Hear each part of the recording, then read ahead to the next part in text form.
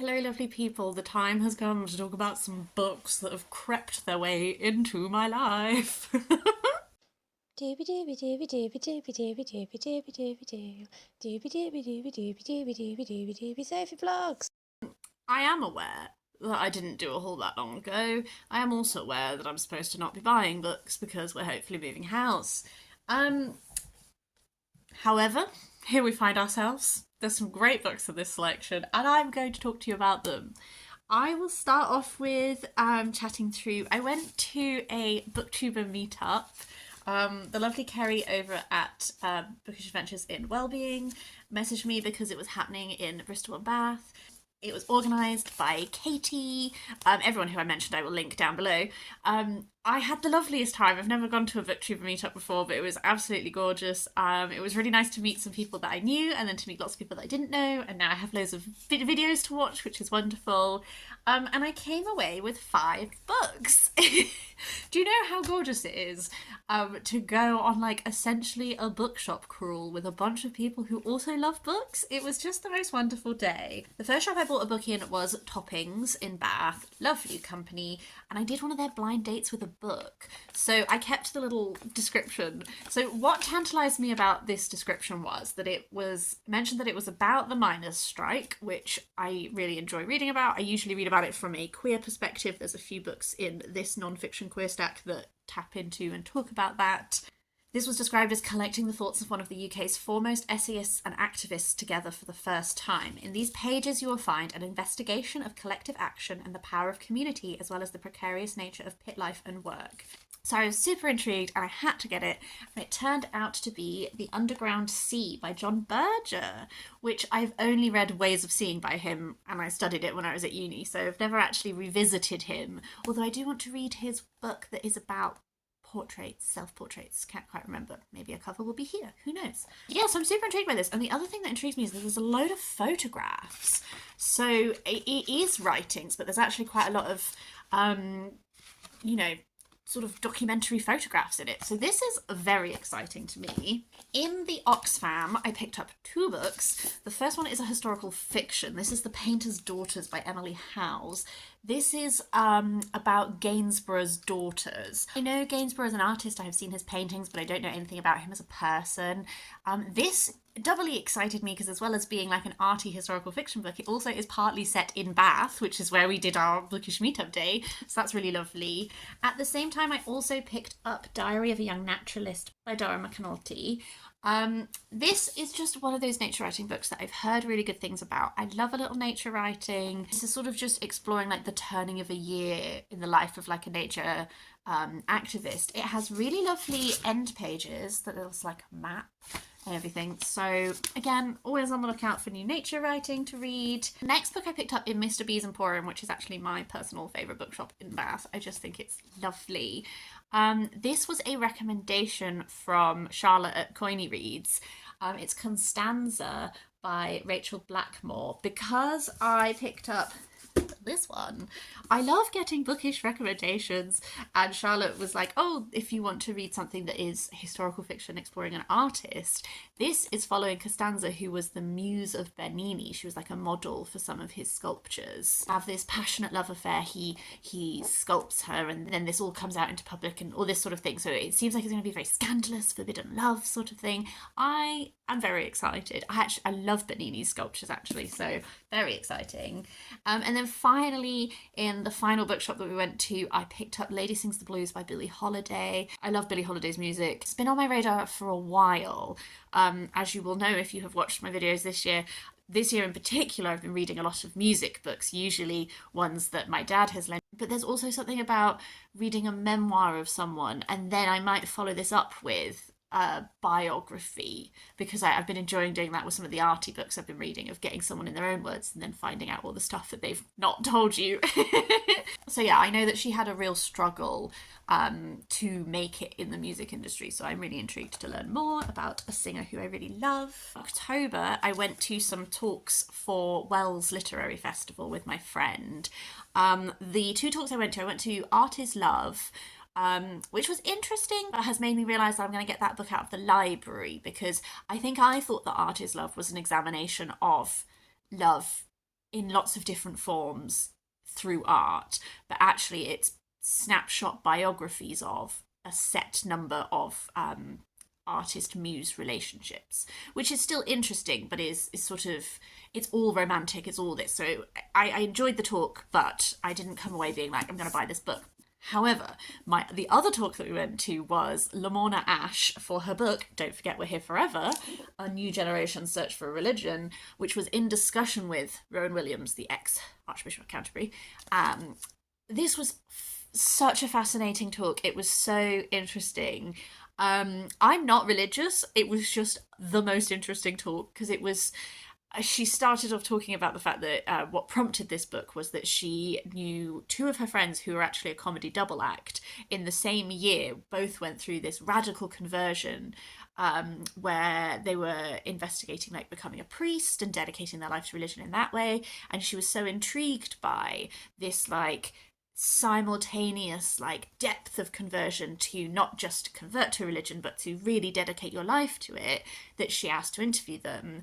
And then she sort of started uncovering more about how in younger generations right now there is this actually uptick in people going to religion. And so a lot of what they talked about in that was sort of why, like these reasons why, like people asked, there were so many interesting questions. Like someone asked like about like the role of like climate change and current politics in that, and like yes, that was a real drive for some people. And it was just a fascinating talk between two really interesting people, and I came away from it and I was like, I have to read this book. So I have bought her book. I found her, both of them as speakers came across as not just very thoughtful and very considered in what they were saying, but they referenced a lot of things. There were lots of, oh, you know, this philosopher said this and that kind of thing. And I came away with so many little nuggets of insight that I'm so excited to read this book. It's one of my top priority books. I really need to get to it. And I decided to use, I had like some Waterstones points to use to get it. So as well as getting that, I also picked up two other books at the same time so that I would get free shipping. First of these is Explorers, Dreamers and Thieves, Writers in the Archives of the British Museum. This was a recommendation from Anna Marie over at Actual Spinster. She read one of the essays in this and she messaged me and she was like, this seems like such your thing. So I decided to just go for the whole collection. It's a series of Latin American writers just writing about the British Museum. Some of these are about specific artifacts, some of these are about like broader topics. I just think it sounds really fascinating, so can't wait to dive in. And then the final one I added on was in the clearance sale, and this is Tastemakers, 7 Immigrant Women Who Revolutionized Food in America by Mayukh. I blooming love a food writing, don't I? Foodie February is coming. Haven't thought about whether we're doing Foodie February this year and what the prompts might be, but I have really been meaning to zhuzh up my food writing to read pile again, and this just sounds really wonderful. I love reading about influential people who have such an impact on food scene and all that kind of thing, and I don't really know any of these 7 tastemakers, so I'm very excited to learn more about them. My lovely friend was moving house and he had a big bag of books that he did not want to take with him, so I pilfered 4 books. So first of all is someone who I've been loving reading this year, and that is Kazuo Ishiguro. This is The Remains of the Day. I think that this is potentially his most famous book. This and Never Let Me Go are the two that I think are like very well known. Actually, this is the book that has like appealed to me the least of his work, but I've been so enjoying exploring Ishiguro. I feel like I have grown as a reader to the point where I'm much more enjoy his things than I did when I first read Never Let Me Go like over a decade ago. So I was just like, trust in Ishiguro, Sophie. This is about a butler in 1956 who is embarking on a holiday, but it's going to take him deep into his past. I kind of know a bit about it already, but it was free and I like Ishiguro, so here we are. My friend who we have a little club we call Cinema Club, and a few of us go to the cinema together because he's very into film and he's very knowledgeable about film and just loves it. So I did pilfer 2 sort of film related books from him. The first of them is Women versus Hollywood: The Fall and Rise of Women in Film by Helen O'Hara, and then the other one is Strong Female Character: What Movies Teach Us by Hanna Flint. Both of these I did not know anything about. I just thought it would be an interesting little reading moment for me. And then the final book I got from him is Here Again Now by Okechukwu Nezulu. Said friend is also really great for getting queer fiction book recommendations, so that's why I went for this one. It focuses largely on this one man who feels like his life is suddenly starting to come together. He's working as an actor, he's trying to give back to the man who raised him, he has this friend who he just feels so close to, and then, after one magical night, a devastating event rips all 3 men apart. Shared grief may bring them both the peace and happiness they have been searching for.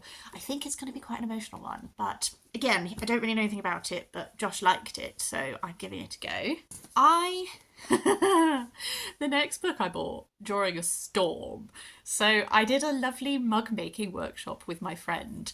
It was like a hand building a mug. And then before the workshop, I had a little voucher for Storysmith books in Bristol. Storysmith is a wonderful bookshop. I think they have a really fascinating like non-fiction selection specifically. I really like to peruse what they have.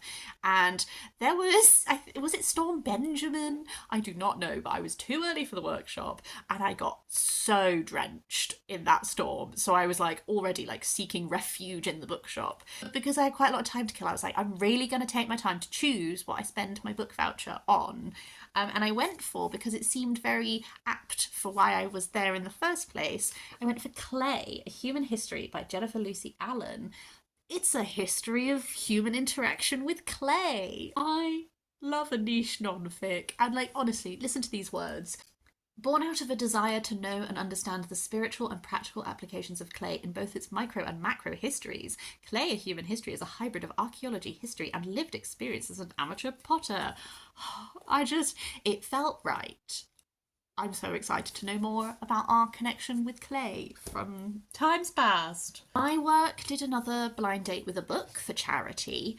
And someone who I work with used to write for the Historians magazine, and as such, she donated a few historical non-fiction books to the blind date with a book.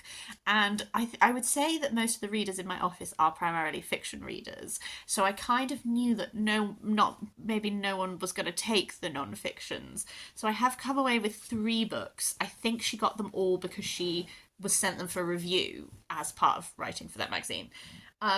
I don't know, but I'm excited for all 3. The first of them is The Muse of History, The Ancient Greeks from the Enlightenment to the Present by Oswin Murray.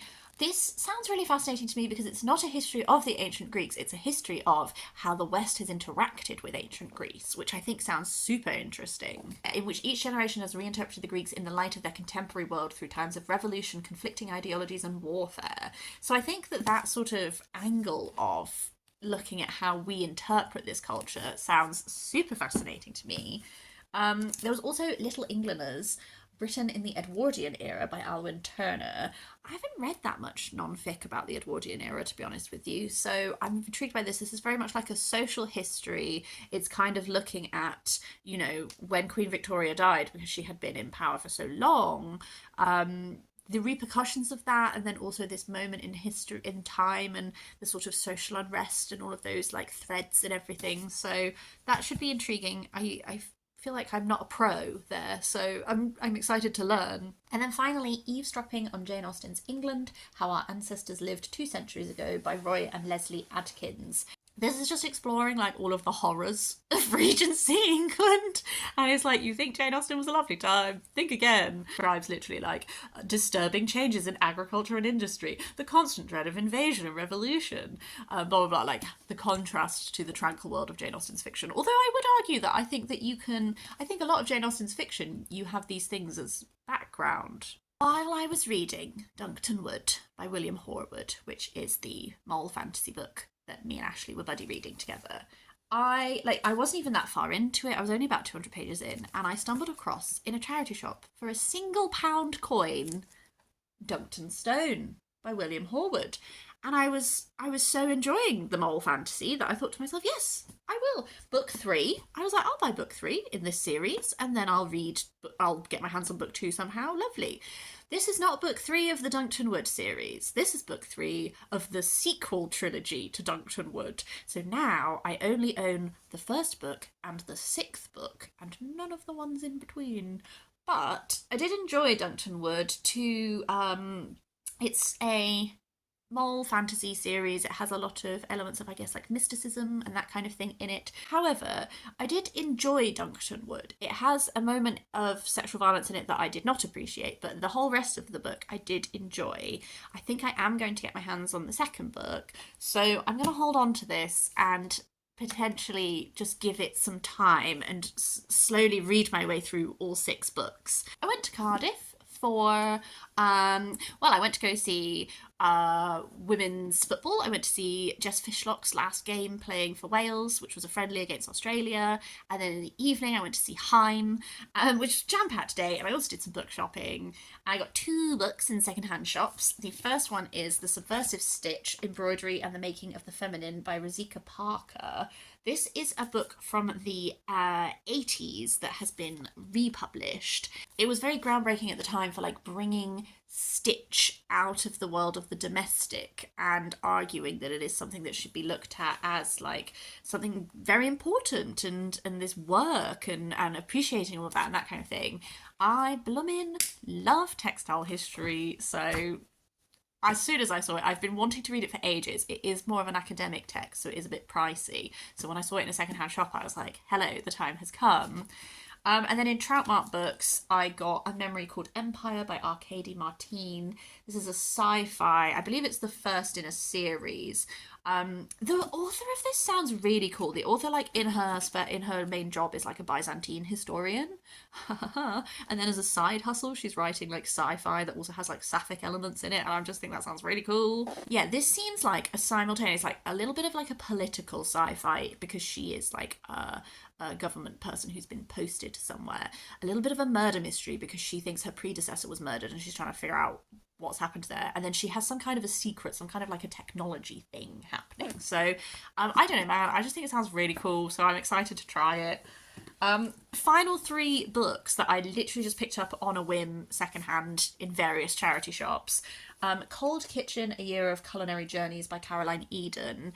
Ashley over at Untrade Librarian read this for Foodie February this year. Absolutely loved it, highly recommended it. And then I joined the dots and realised that I read a book by Caroline Eden this year called Red Sands, which was a mixture of essays and recipes, and that was about her traveling around Central Asia, so Uzbekistan, Kazakhstan, Kyrgyzstan, and somewhere else that I'm forgetting.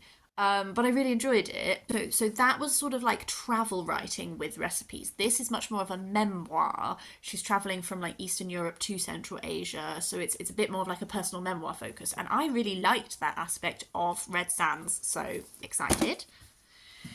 And then finally, my final 2 impulsive charity shop books. I picked up Sula by Toni Morrison. I still only read Beloved by Toni Morrison, but I thought it was stonkingly good. I have The Bluest Eye to read, but Sula is the one that after I read Beloved and I went and read some of her blurbs, this was the one that I actually was like, ooh, that's the one I'd most like to read. So again, I saw it for £1. I picked it up.